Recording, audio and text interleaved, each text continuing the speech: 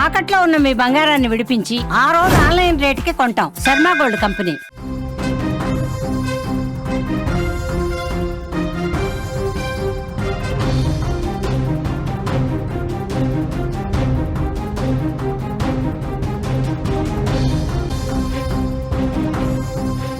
అనంతపురం జిల్లాలో దారుణం జరిగింది. స్వాతి అనే యువతి బలవన్ మరణం. ట్రయాంగిల్ లవ్ స్టోరీయే దీనికి కారణంగా తెలుస్తోంది. ఓ వ్యక్తి ఇద్దరితో ప్రేమ వ్యవహారం నడిపించాడు. మొదటి ప్రియురాలు రెండో ప్రియురాలికి ఫోన్ చేసి బెదిరించింది. భయంతో స్వాతి చనిపోయిన పరిస్థితి. భయం ఉరితాడుగా మారింది. తెలిసి తెలియక చేసిన తప్పు ప్రాణానికి ముప్పయింది. ఇద్దరి మధ్య రహస్య ఈ వ్యవహారం కాటికి చేర్చిన పరిస్థితి. బిడ్డపై కలలు కన్నటువంటి ఆ కన్నవాళ్ళకి కన్నీటిని మిగిల్చిన పరిస్థితి. అనంతపురం జిల్లాలో స్వాతి అనే యువతి బలవన్ మరణం తీవ్ర విషాదాన్ని మిగిల్చింది. ఆమె మరణానికి ట్రయాంగిల్ లవ్ స్టోరీ కారణం కావడంతో అక్కడ తీవ్ర కలకలం రేపుతోంది ఈ అంశం. గుత్తి ప్రాంతానికి చెందిన అరుణ్ కుమార్, పెనుగొండ మండలం గొందిపల్లి గ్రామానికి చెందిన స్వాతితో పాటు మరో యువతి ప్రతిభాభారతి అనంతపురంలోనే ఓ బ్లడ్ బ్యాంక్లో పనిచేస్తున్నారు. అరుణ్ కుమార్, ప్రతిభాభారతి మధ్య 2 ఏళ్లుగా ప్రేమ ఉంది. వాళ్లతో స్వాతి కూడా చనువుగా ఉండేది.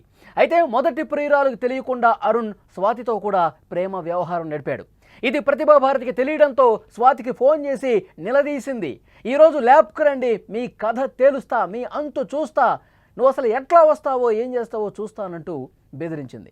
భయపడిపోయింది ఒక్కసారిగా స్వాతి. బలవన్ మరణానికి పాల్పడ్డ పరిస్థితి. ఇదే విషయానికి సంబంధించి అక్కడి నుంచి పూర్తి సమాచారం తెలుసుకుందాం. మా ప్రతినిధి భాస్కర్ సిద్ధంగా ఉన్నారు ఫోన్లలో. భాస్కర్, మీ మృతికి ట్రయాంగిల్ లవ్ స్టోరీ కారణంగా తెలుస్తోంది. మొదటి ప్రియురాలు ఈమెకి ఫోన్ చేసి బెదిరించడంతో భయపడి సూసైడ్ చేసుకున్నట్టుగా ఇన్ఫర్మేషన్ అయితే వస్తుంది. ఇక్కడ స్థానికంగా ఏం మాట్లాడుతున్నారు దీని గురించి? కేసు నమోదైందా? ఏం తెలుస్తోంది? అనంతపురం జిల్లాలో గుత్తి ప్రాంతానికి చెందిన అరుణ్ కుమార్, అదే పెనుగొండ గ్రామానికి చెందిన స్వాతి, వీరే కాకుండా ప్రతిభా భారతి అని వీరు ముగ్గురు మంచి స్నేహితులు ఒక బ్లడ్ బ్యాంక్ లో వర్క్ చేస్తున్నారు. ఓకే. అయితే అరుణ్ కుమారు, ప్రతిభా భారతి వీరిద్దరు 2 సంవత్సరాల నుండి ప్రేమించుకుంటున్నారు. అదే ల్యాబ్ లో పనిచేస్తున్న స్వాతితో అరుణ్ కుమార్ సన్నిహితంగా ఉంటూ రహస్యంగా ప్రేమ వ్యవహారం నటిస్తున్నాడు. ఈ విషయం ప్రతిభా భారతికి తేలడంతో సోమవారం ఉదయం 7 గంటలకు ఫోన్ చేసి, మీ ప్రేమ వ్యవహారం మాకు తెలిసింది, మీరిద్దరు ల్యాబ్ దగ్గర రండి, మీ కథ చూస్తా అని బెదిరించడంతో స్వాతి ఒక్కసారిగా భయపడి తాను ఉంటున్న ప్రైవేట్ హాస్టల్లో ఫ్యాన్ కూరేసుకుని ఆత్మహత్య చేసుకుంది. ఈ విషయాన్ని వాళ్ళ బంధువులు, వాళ్ళ పేరెంట్స్, వాళ్ళ ఫాదర్ అంతా వచ్చేసి పోలీసులకు ఫిర్యాదు చేశారు. కేసుగా నమోదు చేశారు. ఓకే, ఇప్పుడు అరుణ్ కుమార్ ఎక్కడున్నాడు? ఇది అనంతపురం హాస్పిటల్లోనే ఇద్దరు ఒక్కదే బ్లడ్ బ్యాంక్ లో పనిచేస్తున్నారు. ముగ్గురు ఒక్కటే, కానీ అరుణ్ కుమార్ కోసం పోలీసులు దర్యాప్తు చేస్తున్నారు. అరుణ్ కుమార్ కోసం వేరే సాగిస్తున్నారు. ఓకే, ఇప్పుడు ఈ ప్రతిభా భారతి ఏం చెప్తోంది? ప్రతిభా భారతి ఇంకా ఇంతవరకు పోలీసులు ఆధ్వర్యంలో ఉంది, కానీ బయటకు రావడం లేదు. పోలీసులు ప్రతిభా భారతిని విచారిస్తున్నారు. నాకు తెలియకుండా మా అన్న వదిన అంటూనే నాకు తెలియకుండా నా ప్రియంతో ప్రేమ వ్యవహారం నడిపిస్తుందని పోలీసుల్లో విచారణలో తేలింది. నాకు తెలియకుండా మాతో ఇంత క్లోజ్ గా ఉంటూ అన్న వదిన అంటూ స్వాతి మా దగ్గర అంత క్లోజ్ గా ఉంటుండేది. అయితే నాకు తెలియకుండా వీరిద్దరు ప్రేమ వ్యవహారం నడిపిస్తున్నారు చాలా కొంతకాలం నుంచి అని పోలీసుల ముందు ఒప్పుకుందా నేను ఇట్లా బెదిరించానని? పోలీసు ఆధ్వర్యంలో ఇంకా ఉంది, విచారణ చేస్తున్నారు. ఈ విషయం అయితే ఒప్పుకున్నది అయితే వాస్తవం అయితే తెలుస్తుంది.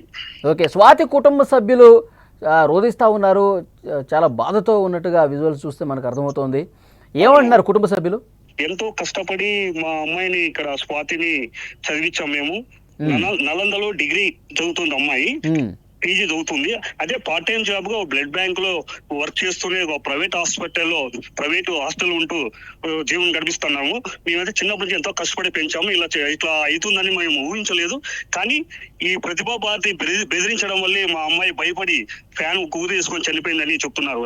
ఓకే, ఇప్పుడు స్వాతి, అరుణ్ కుమార్ వీళ్ళిద్దరూ కూడా నిజంగానే ప్రేమలో ఉన్నారా, లేకపోతే ప్రతిభా భారతి ఏమన్నా అనుమానించే విధంగా బెదిరించిందా ఏంటి? అనుమానం అయితే లేదు అని, ఇది ఖచ్చితంగా అయితే వాస్తవం. ఇది ఆమెకి పక్కా సమాచారం తెలియడంతో వాళ్ళిద్దరూ దాదాపుగా 3-4 నెలల నుండి ప్రేమ వ్యవహారం నడిపిస్తున్నారని తెలిసి ఫోన్ లో ఉదయం 7 గంటలకే ఫోన్ చేసి, నాకు తెలియకుండా నువ్వు ప్రేమ వ్యవహారం నడిపిస్తున్నావు, మా దగ్గర ఉంటూ ఎన్ని రోజుల నుంచి నాకు స్నేహంగా నమ్మకంగా ఉంటూ ఇట్లా నువ్వు ప్రేమిస్తున్నావని బెదిరించడంతోనే భయపడి సూసైడ్ చేసుకుంది వాళ్ళు.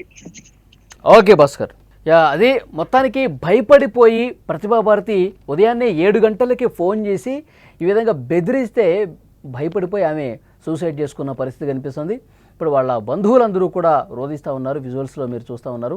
బంధువులు ఒకటే డిమాండ్ చేస్తూ ఉన్నారు, ఆ అమ్మాయి వల్లే మా అమ్మాయి ఈ విధంగా అఘాయిత్యానికి పాల్పడింది, ఈ విధంగా ఆత్మహత్య చేసుకున్న పరిస్థితి ఉంది, వాళ్ళకి శిక్షించాలి, కఠినంగా వాళ్ళకి శిక్షించాలని చెప్పి డిమాండ్ చేస్తూ ఉన్నారు.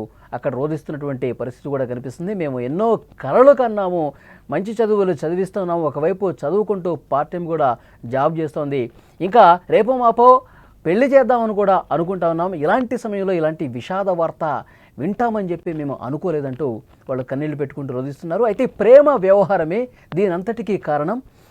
ఇద్దరూ ప్రేమించుకుంటుంటే వాళ్ళ మధ్యలోకి ఏమీ వెళ్ళి ఈ విధంగా రహస్యంగా ప్రేమ వ్యవహారం నడిపించింది అన్న ఆరోపణలతోనే అది రుజువు చేసుకొని అది నిజమని తెలుసుకున్న తర్వాతే ప్రతిభాభారతి ఈమెకి ఫోన్ చేసి బెదిరించింది. మీరు రండి మీ సంగతి చెప్తా అనేసరికి ఆమె భయపడిపోయి ఈ విధంగా సూసైడ్ చేసుకున్నట్టుగా తెలుస్తోంది.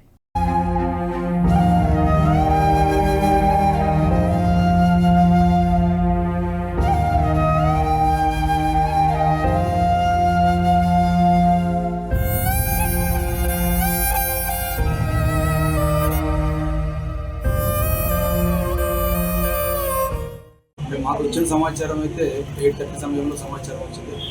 విషయం ఏమంటే పూజారి స్వాతి అనే ఒక అమ్మాయి ఏజ్ 22. ఆ అమ్మాయి వచ్చేసి ల్యాబ్ టెక్నీషియన్, ఎన్ఐటీ కోర్స్ పూర్తి చేసి ల్యాబ్ టెక్నీషియన్ దీపు బ్లడ్ బ్యాంక్లో పనిచేస్తుంది, జాబ్.